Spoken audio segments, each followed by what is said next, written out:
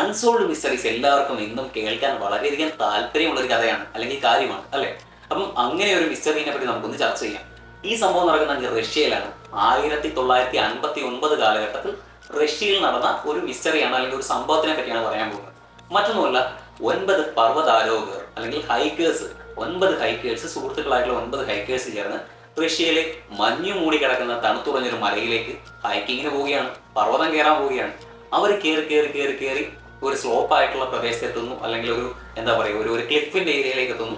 അതിനുശേഷം അവർ തീരുമാനിക്കുകയാണ്, സന്ധ്യയായില്ലേ എന്നാൽ നമുക്കൊന്ന് ഇവിടെ തന്നെ ക്യാമ്പ് ചെയ്തേക്കാം. വേറെ എന്തിനാണ് പോകുന്നത്, വേറെ എവിടെ എന്തിനാണ് പോകുന്നത്, ഇത് നല്ലൊരു ഏരിയ അല്ലേ, അപ്പോൾ വേറെ എവിടെ പോകേണ്ട കാര്യമില്ലല്ലോ, നമുക്ക് ഇവിടെ തന്നെ ക്യാമ്പ് ചെയ്യാം. അവരങ്ങ് തീരുമാനിച്ചു. അവർ ടെന്റ് അവിടെ അടിക്കുകയാണ്. അവർ ടെന്റ് സെറ്റ് ചെയ്തു, ഫുഡ് ഉണ്ടാക്കി കഴിച്ചു, ഉല്ലസിച്ചു, സംസാരിച്ചു, സമയം സ്പെൻഡ് ചെയ്തു. അങ്ങനെ ആ രാത്രി കടന്നു പോവുകയാണ്. പിന്നെ ഇവരെ പറ്റി ഒരു വിവരവുമില്ല. പുറം ലോകത്തിന് ഇങ്ങനെയുള്ള ഈ 9 വ്യക്തികളെ പറ്റി ഒരറിവുമില്ല. പോയത് എന്താണെങ്കിലും കുറെ പേർക്കൊക്കെ അറിയാം, പക്ഷെ ഇവർക്ക് എന്ത് പറ്റിയെന്ന് ഒരറിവുമില്ല. ആർക്കും അറിയില്ല ഇവരെ എവിടെ പോയി, എന്ത് പറ്റി, എന്താണ് സംഭവിച്ചിരിക്കുന്നത് അറിയില്ല. കാരണം ഇവർ തിരിച്ചു വന്നിട്ടില്ല. അപ്പൊ തന്നെ ആൾക്കാർക്ക് ഡൗട്ടായി, ഓക്കെ, ഇവർക്ക് എന്തെങ്കിലും അപകടം സംഭവിച്ചിരിക്കാമെന്ന് ആൾക്കാർ ചിന്തിക്കാൻ തുടങ്ങി. അതിന്റെ ഭാഗമായിട്ട് ഒരു സെർച്ച് പാർട്ടി ഓർഗനൈസ് ചെയ്യുകയാണ്. ഇവരെ തേടി പോകുന്ന ഒരു മാൻ ഹണ്ട് പോലെ, അല്ലെങ്കിൽ ഒരു സെർച്ച് പാർട്ടി ഓർഗനൈസ് ചെയ്തിട്ട് ആൾക്കാർ ഇവരെ തിരഞ്ഞ് ഈ പർവ്വതത്തിലേക്ക് പോവുകയാണ്, ഈ മലയിലേക്ക് പോവുകയാണ്. അപ്പൊ മല കയറി ഇവരുടെ ഈ ക്യാമ്പ് സൈറ്റിലേക്ക് അവസാനം അവർ എത്തി. അപ്പൊ എത്തിയപ്പോൾ ഇവർ കണ്ട കാഴ്ച എന്ന് പറയുന്നത് വളരെയധികം ഭീതി ഉണർത്തുന്നതായിരുന്നു, പേടിപ്പിക്കുന്നതായിരുന്നു, ഞെട്ടിപ്പിക്കുന്നതായിരുന്നു. ഓക്കെ, മറ്റൊന്നുമല്ല, 9 പേരുടെയും ഡെഡ് ബോഡികളാണ്.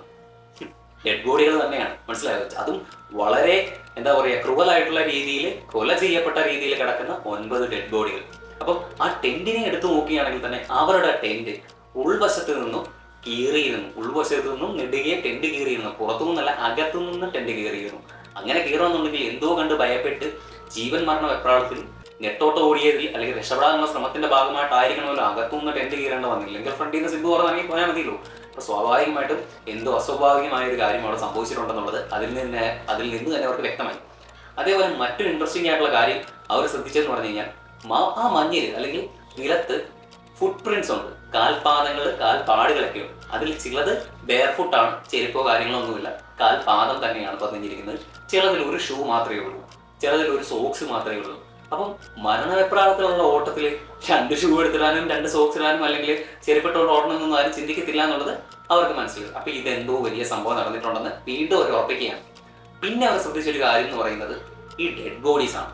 ഈ ഡെഡ് ബോഡീസ് കാണുമ്പോൾ തന്നെ അവർക്ക് ഉള്ളിൽ ഒരു ഭയം ഉണ്ടാവുകയാണ്. കാരണം അങ്ങനെയായിരുന്നു അതിൽ പല ബോഡീസ്. ഓക്കെ, അപ്പൊ എന്തുകൊണ്ടാണ് ഇവർ മരണപ്പെട്ടിരിക്കുന്നത് എന്ന് ചിന്തിച്ചപ്പോൾ ആദ്യം തന്നെ വരുന്നൊരു വാദം, അല്ലെങ്കിൽ അവർക്ക് തോന്നിയ ഒരു കാര്യം എന്ന് പറയുന്നത് ഹൈപ്പോതെർമിയ ആയിരിക്കാം, അല്ലെങ്കിൽ അതിതീവ്രമായ തണുപ്പ് കൊണ്ട് തണുത്തുറഞ്ഞ് മരിച്ചതായിരിക്കാം എന്ന് ആദ്യം വേണമെങ്കിൽ കരുതാം. അങ്ങനെ അവരും കരുതി.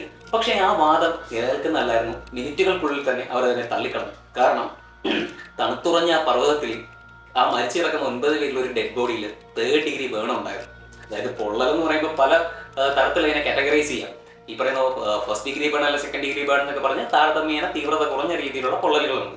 എന്നാൽ ജീവന് ഹാനിയാകുന്ന രീതിയിൽ അല്ലെങ്കിൽ നല്ല രീതിയിൽ ഹെവി ആയിട്ടുള്ള പൊള്ളലുകൾ വരുന്ന സെക്ഷൻസും ഉണ്ട്. അതായത് 3rd ഡിഗ്രി ബേൺ തൊട്ട് മുകളിലോട്ടുള്ള ഹെവി ആയിട്ടുള്ള പൊള്ളലുകളും ഉണ്ട്.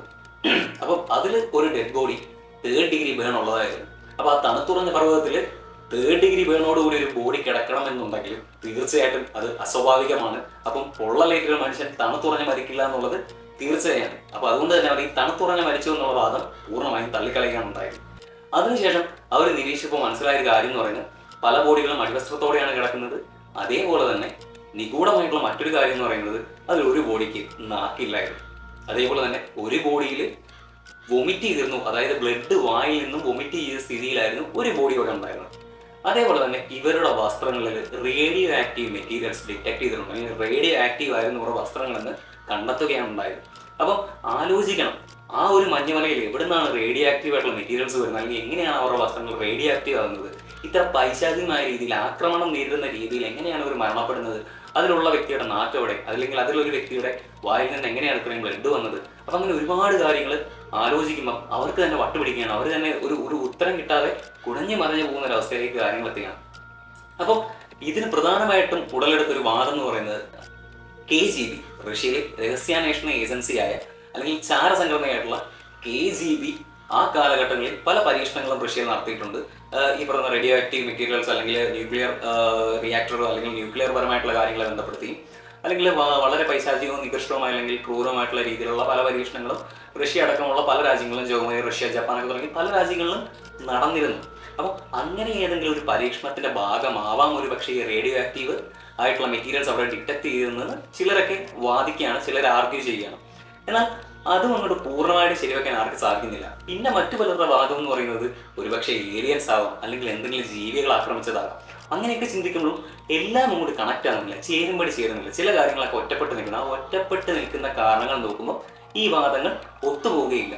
അപ്പം മറ്റൊരു വ്യക്തി അവസാനം ഒരു വാദമായിട്ട് വരികയാണ്, കാറ്റിന്റെ അല്ലെങ്കിൽ ശബ്ദ തരംഗങ്ങളിലെ ഫ്രീക്വൻസിയിൽ ഉണ്ടാകുന്ന ഏറ്റക്കുറവുകൾ കാരണം ഒരു പ്രത്യേക ഫ്രീക്വൻസിയിലുള്ള ശബ്ദ തരംഗങ്ങളോട് കൂടിയ ഒരു കാറ്റ് വീശിയപ്പോൾ ആ കാറ്റ് അല്ലെങ്കിൽ ആ ഫ്രീക്വൻസി ഏറ്റ മനുഷ്യർക്ക് നോസിയ വരികയും അല്ലെങ്കിൽ അവർ ബ്ലഡ് വോമിറ്റ് ചെയ്യും, അവരുടെ സമനില തെറ്റുകയും ഹാർട്ട് ബീറ്റ് കൂടുകയും അവർ എന്താ പറയുക വട്ട് പിടിച്ചൊരവസ്ഥയിലേക്ക് പോവുകയും ചെയ്യുകയാണ്. അപ്പോൾ സ്വയം അവർ അതിമറന്ന് അല്ലെങ്കിൽ സ്വയം മറന്ന് തന്നെ വേദനിപ്പിക്കുന്ന രീതിയിലേക്കും അല്ലെങ്കിൽ പരസ്പരം ആക്രമിക്കുന്ന രീതിയിലേക്കും ഒക്കെ കാര്യങ്ങൾ കൈവിട്ട് പോയിരിക്കാം. അങ്ങനെയായിരിക്കാം ഈ സംഭവം ഉണ്ടായെന്ന് ഒരു വ്യക്തി പറയുകയാണ്. കുറച്ചുകൂടെ ചിന്തിക്കുമ്പോൾ ലോജിക്കലാണെന്ന് തോന്നുമെങ്കിലും അതും അങ്ങനെ പ്രൂവ് ചെയ്യപ്പെട്ടൊരു കാര്യമൊന്നുമില്ല. അപ്പം ഇങ്ങനെ ഒരു സംഭവം ഉണ്ടായിട്ട് ഈ 9 പേര് മരണപ്പെട്ടിട്ട് ഇത് എങ്ങനെ ഉണ്ടായി, ഇത് എന്തുകൊണ്ടുണ്ടായി എന്ന് ഇപ്പോഴും ആർക്കും കണ്ടുപിടിക്കാൻ കഴിഞ്ഞിട്ടില്ല. അതൊരു അൺസോൾവ്ഡ് മിസ്റ്ററിയാണ്, തെളിയിക്കപ്പെടാത്ത ഒരു നിഗൂഢതയാണത്. ഓക്കെ, അപ്പം ഇതുപോലെയുള്ള നിഗൂഢത നിറഞ്ഞ വീഡിയോകൾ ഇഷ്ടപ്പെടുന്നവരാണെങ്കിൽ തീർച്ചയായിട്ടും നമ്മുടെ ചാനൽ സബ്സ്ക്രൈബ് ചെയ്യുക. കാരണം ഇതുപോലെയുള്ള കിടക്കുന്ന വീഡിയോസ് ഇനിയും വരും. സോ എല്ലാവരും ചാനൽ സബ്സ്ക്രൈബ് ചെയ്യുക. ബൈ.